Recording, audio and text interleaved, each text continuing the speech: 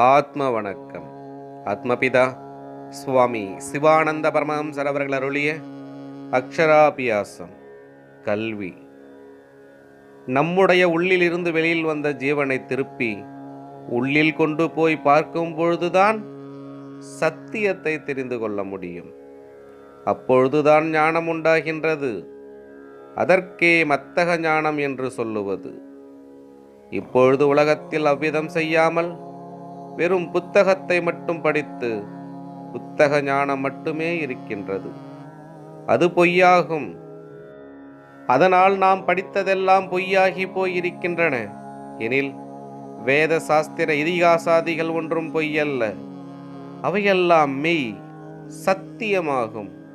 அதெப்படி எனில் மேலே சொல்லியபடி அவனவனுடைய ஜீவனை உற்பத்தி ஸ்தானமாகிய மத்தகத்திற்கு கொண்டு போய் சத்தியத்தை அறிந்தவர்கள் எழுதி வைத்திருக்கின்றவையாகும் வேத சாஸ்திர இதிகாசாதிகள்.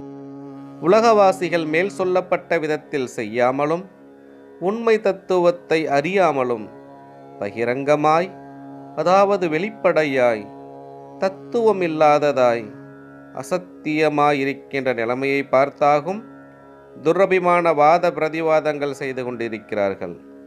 அவை தவறாகும். அப்பொழுது நம்முடைய உண்மை தத்துவத்தை அறிய வேண்டுமென்றால் தன்னிலுள்ள அந்தரங்கமாகிய தத்துவத்தை பார்க்க வேண்டும். அப்பொழுதுதான் உண்மையை அறியவும் பாகிய அவஸ்தைகள், அதாவது பகிரங்க நிலைமைகள் தப்பிதம் என்று தோன்றவும் கூடும். அதல்லாமல் பாகிய விருத்தி, அதாவது வெளித்தொழிலை மேற்கொண்டு கிரந்தாதிகளை வாசித்து கர்வமடைந்து நான் மகா பண்டிதன் என்று அபிமானித்தால் யாதொரு ஞானமும் உண்டாவதில்லை.